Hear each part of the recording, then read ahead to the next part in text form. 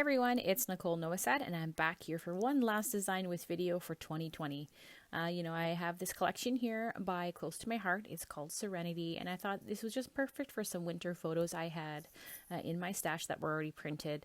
The color of the blue is just so perfect for winter, and it matched really, really well with the photos I had, and I thought I would use that for this page. So I'm just cutting down some of the blue and white cardstock that comes with, you can get to coordinate with the Serenity pattern papers.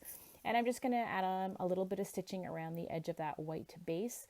And then I'm using different papers from the Serenity, as well as there's mix-ins that you can get for the Close to My Heart papers that will match with a few different collections. So I have a bit of a few different ones here, and I'm cutting 3-inch squares. Initially I thought I would just do one of each pattern, but then I realized I ended up going back and cutting down just that whole 3-inch strip. So I got 4 3-inch squares from each strip.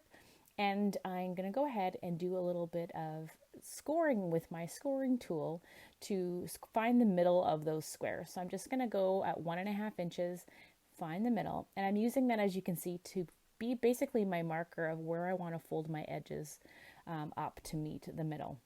Now, if you are a better mathematician than I, there's probably absolutely specifics of where you would score on the outer 2 edges as well, but all I'm doing is measuring to that middle part of the actual 3-inch square, folding it over, and then as you can see, I'm just holding up that folded edge along a straight line to get those last 2 scoring lines, just to kind of finish off my folded square. I decided I was just going to go ahead and do all the squares to find the middle first. It just seemed to move things along a little bit faster. I was really trying to figure out the math of trying to figure out how to do those, when you turn the square that's been folded, but to be honest, math's not my strong suit, so this worked just fine for me. So again, I'm just going to take each of the squares now with a bone folder and fold up each of the edges, and then just line up that edge with a straight line here on the scoring tool, and making a score mark on each side. There's no particular wrong way to do this. I just really want to make sure that I have squares once this whole kind of process is complete. So I'm going to go ahead, and as I fold the center ones there forward, you can see I'm going to actually fold those other scored areas backwards, and then I'm adding adhesive to the back side just so that those flaps kind of stick down. Now I know my photos are going to go roughly here, so that's going to be the place that I use as my starting point. And I am going to use a bit of a ruler just to kind of keep things as even as I can. And I'm just using some tape runner here to just really sloppily, actually, just right across my page and lining up those folded squares. You can see I'm leaving the flaps open for the top, so anything that I had adhered down previously, I'm using that to be the back side. And because you have double-sided paper at play, you can mix up a lot of different patterns and colors here, so you can get a lot of different variations in how you mix things up. I'm just making sure I'm making a good kind of distribution of those patterns, so I don't have too many of the same kind of color source in one area, and that stripes are running the same way all across the project as best I can, even though I can see one of the stripes now is totally at a different angle, but that's okay. So now I think I have my squares where I want them. I really like that kind of 3D look on them, which really will work nicely in my page protector later. I'm just going to add that row of stitching around the white cardstock just to kind of add a little bit of subtle detail. If you didn't have a sewing machine or didn't want to use one, you could use a ruler and just a little black journaling pen and make tiny little dots or small lines all around that edge as well. I noticed some of my squares are a little bit off. It wasn't quite as square as I had intended it to be. And just because I often will rip things off my page, I decided to move some of the squares around and use a straight edge here just to kind of make sure things lined up.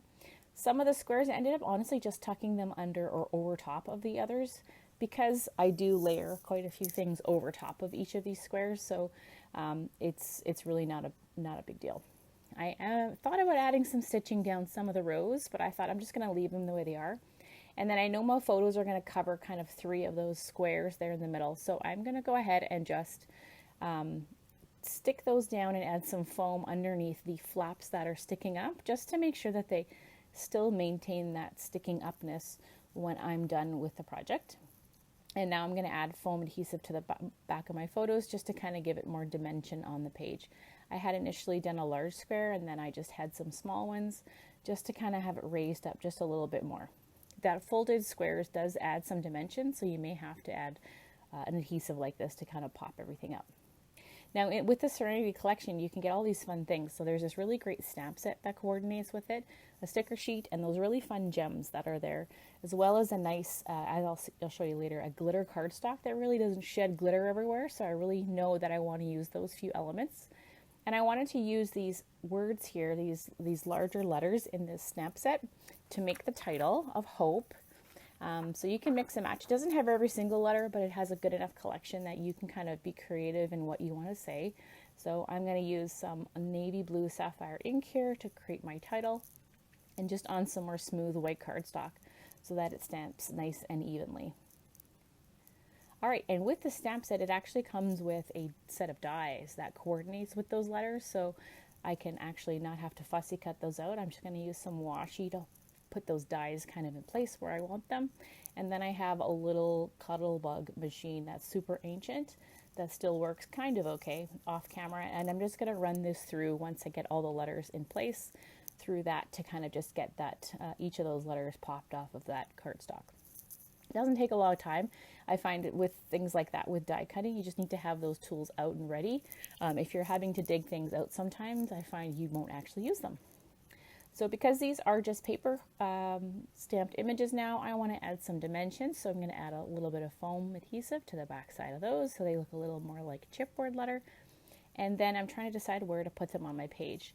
Initially, I thought about having them along that left side because there was an open space. But as you can see here, I'm just tearing some strips of paper, which are the same ones that I used for the folded portion, and I'm just adding that along the line. It kind of reminds me of a snowbank in a way. This torn kind of edge, and it nicely fills in and is a kind of a good balance to all those nice folded edges that we've done. It adds a bit of, I don't want to say whimsy, but it adds a little bit of that natural edge to the left-hand side there. Thought about adding a photo tab in there, but to be honest, I don't end up using it at all. But I do add some machine stitching down that row of extra patterned paper just to add a little bit more texture, and it helps stick them down in place too.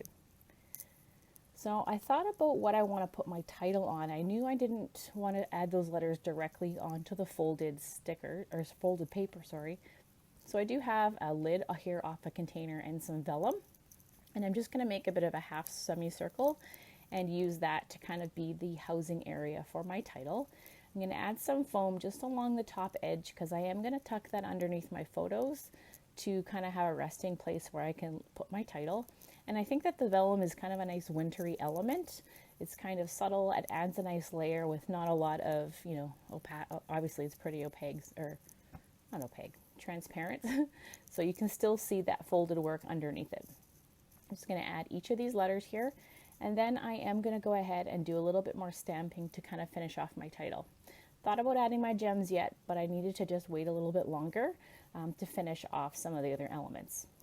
So there's some really fun labels in this same stamp set. So I have some gray and taupe kind of ink colors that I'm going to use to stamp some of these different circle and label shapes.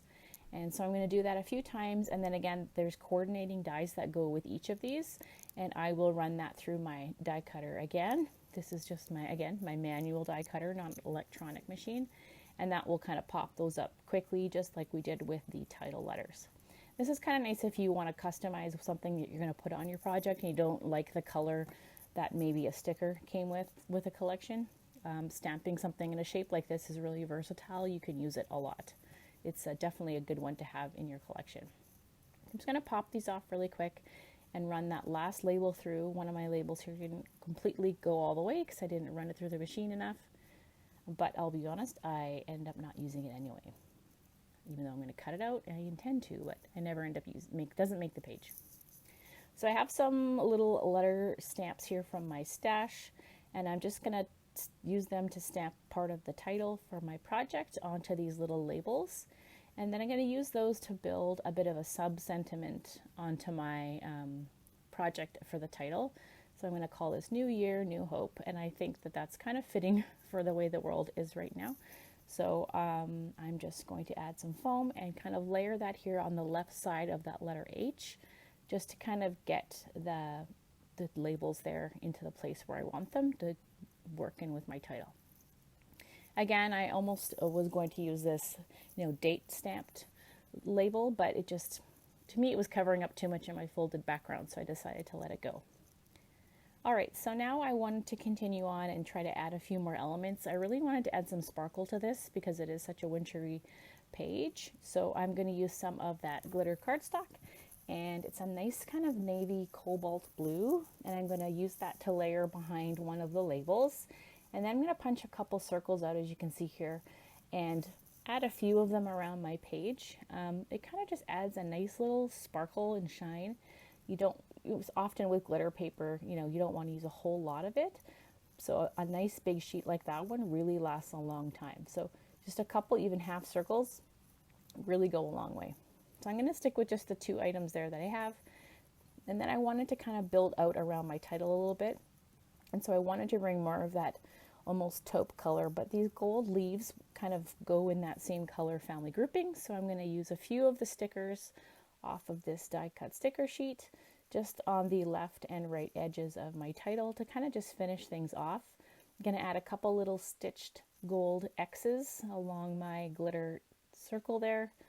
And then I will go ahead and kind of add in some of those super fun glitter gems that I've been kind of wanting to use up at the top of my project there. And I'm just going to add a couple of them, not a lot, because I do have that glitter paper already, but I think these little dots just kind of finish things off quite nicely. And so that is pretty much how this one came together. I thought about, or I did actually add some, oops, I got the little bit in there, some Distress Oxide ink around the edge, and in hindsight I wish I'd used Distressed ink because it's a little more translucent than this here, but it still adds that kind of little lighter blue color that you can see here on the background. So a really fun technique, a really easy way to kind of create some dimension and pattern on your project. Really fun to mix patterns, scraps of paper if you have them, or if you have some papers in a collection that you're not sure how to use. This is a great way to kind of incorporate all those different patterns together in a nice kind of cohesive, clean way. So that's it for me this year. I hope you've enjoyed this series of videos, and I will see you again soon on the SCT Magazine blog.